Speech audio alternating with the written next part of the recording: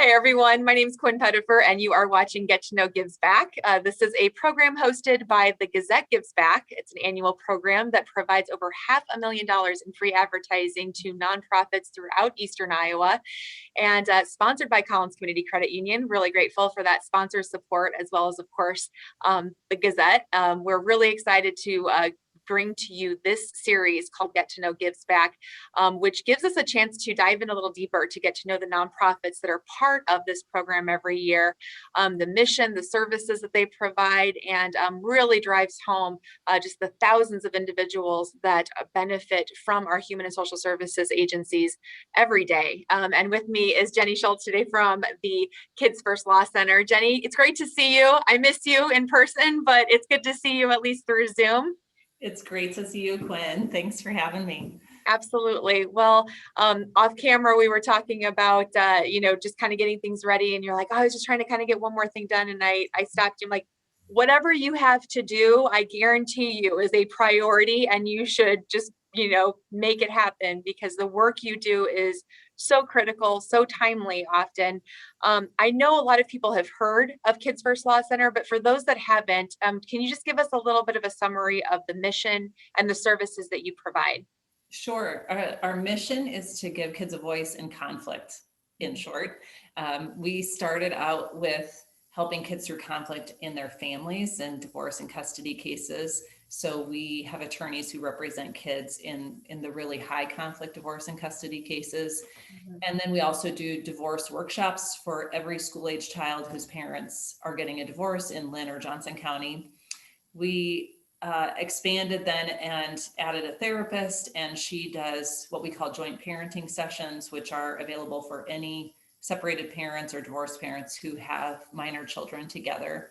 And then we also do exchanges for those families that can't exchange their kids peacefully without some help. So they can come to our building and the parents are separate, but the kids have a friendly and positive place to go from one parent to the other. And then in 2015, there was a shooting in Cedar Rapids where a 14-year-old killed a 15-year-old in a city park. And that kicked off a whole year or two of research at Kids First and planning and strategizing and figuring out how we could help with the conflict between kids. So we, for years really focused on that conflict in families, and then we moved to helping kids through conflict with their peers. And so we, for the last few years, have had a restorative justice project, and that's in the Cedar Rapids School District. We've got 3 staff stationed in 5 schools, and we do conflict resolution work. So it's essentially like mediation. We figured if we could do mediation for divorced parents, we could do mediation for middle school kids in conflict. And the notion is that if we can intervene early and help kids get the tools they need to learn how to resolve conflict, then it will keep it from growing and turning violent later on. So it's all about conflict resolution, and all about kids.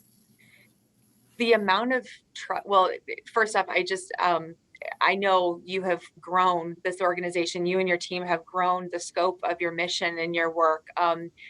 Started with a passion to, like you said, to help kids through conflict, and has just really become this staple, critical service for so many other initiatives and programs throughout Cedar Rapids and throughout our community beyond. I am always just amazed at the approach you take with youth when it comes to especially the peer-to-peer, because that has got to require some trust, right? I mean, how do you get there? I mean, the ability to have these kids open up to you and have these discussions. I just think I am not a parent. However, I've got I am close enough to it that I see just the shut down, the walls that can go up with kids. It's just part of life. How does your team just navigate through that process? Yeah, that's the part we love. So I think it's probably a little different in the 2 programs. When you're a child's attorney, you're setting the stage up front by saying, everything you tell me, I'm going to keep between you and me, Mhm. unless there's something you want me to share. And so kids know just by how serious we are about that part, and we give them a bunch of examples that they really can say anything and it's going to stay right there. And I think that's big. But it's also just about this. I mean, when you're an attorney for a child, they're your client. So your job is to figure out, like, how do they feel about this? I want to understand it from their perspective. And so we just come at it from that perspective of, like, I want to understand what this is for you. And I think when kids sense that you really do care about that, as an adult, that it's not about judging or forming our own opinion about what's best for them or that kind of thing, but just really, I'm here to be your advocate and help you speak up for yourself and speak up for you when you can't speak up for yourself. That makes a big difference for a kid. And then in the school context, that's sometimes you have to form that trust really quickly, because our team is getting like conflict after conflict, and so it might be a child they haven't worked with before. Right. They kind of walk into a situation and a teacher says, "Here, this kid just got into a fight with this other kid, and help help us figure it out." Right? Help us, yeah. Help us help them. Our team doesn't know them, so they've got to use the tools that we have to form trust. And I think it's about showing kids that you care and that you really want to hear what they have to say. So it is impressive how quickly they can do that. We had a middle school girl saying to the Youth Peace Project facilitator in her school the other day, she was like gonna fight this other girl, and it was like, I know what you're saying about, that you don't want me to fight her, but I'm still going to fight her. And so that conversation, that took a long time, and also partnering with the engagement specialist and meeting with the girl together to try to,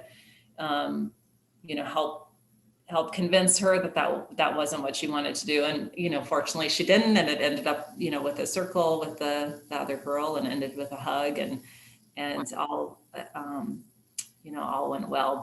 But it does, but we thought, she was really honest to say. Right. I respect what you say, but guess what? Because I think if she weren't, couldn't trust our staff person, she would have said, "Okay, I won't fight her." Right. And then just fight her. Right. So it is about creating that space for kids to be able to feel what they feel, and to respect their autonomy, that they're real human beings, and they have their own thoughts and feelings about things, and just the same way we all do, right? And trying to come at it that way. That's the authenticity of what you do. And I've always known you to be a very authentic person, Jenny, but the team shares that. I that's part of it. People, young kids especially, can see right through if you're saying one thing and not following through. And that's just, that is just amazing. And I think about the long-term impact that girl is going to have. She's going to be able to carry that with her for forever. So that's wonderful. Tell me a little bit about 2020, as much as you can put into words, just because your work doesn't stop. None of it stops, I imagine. So how have you and your team navigated through these last 12 months? Just as best we can, like anyone. But our Youth Peace Project in the schools was really halted when school stopped in March, and then the derecho threw us for a loop because that delayed the opening of buildings. Fortunately, with the middle school kids, we were able to connect with them at the community hubs that the school set up, and could resolve conflicts there and help kids through what they were going through there. And then it's just been good to get back in the building. So that's all going well. That's, really the same largely, except that we can't meet with kids from different cohorts. And right. So it's sort of limited in terms of, needing to meet with kids who are in the same classroom, but that's essentially who they're having conflict with because they're with them all day. It's right. Like a really long road trip. So, the child representation program, that's really not changed much. It was impacted in the sense that we couldn't meet, or we didn't meet with kids in person initially. So, and then once the weather warmed up, we were meeting with them outside at parks and that kind of thing. And then derecho hit and all the parks were closed. So then we were meeting with them in their backyard or parking lot of their apartment building or wherever we could find. And then of course, in person, with masks on at our office, but we also are meeting with kids a lot through Zoom and FaceTime and that kind of thing. So that part, I miss taking kids to Starbucks and Orange Leaf. I'm not gonna lie, that's the best. So, and that's one of the perks of having a lawyer is you get to go have your cotton candy frappuccino, like when Right. but gotta go to a meeting. The sacrifices are made, right? Oh. Well, I know it's hard to predict the future, but the mental health of youth, especially, is something that I know is on a lot of people's minds right now. Just with given all of the added stresses of elements of derecho and pandemic and everything, especially throughout Eastern Iowa. How are you? I mean, is it just kind of forward motion forward, or are you having those conversations about potential increase in need, or yes, super worried about that. Mm-hmm. And we're already seeing that with our clients. There's I was an early advocate for kids going back to school. Mm-hmm. And and fortunately I'm glad that the research has shown that actually community spread isn't happening by and large in schools.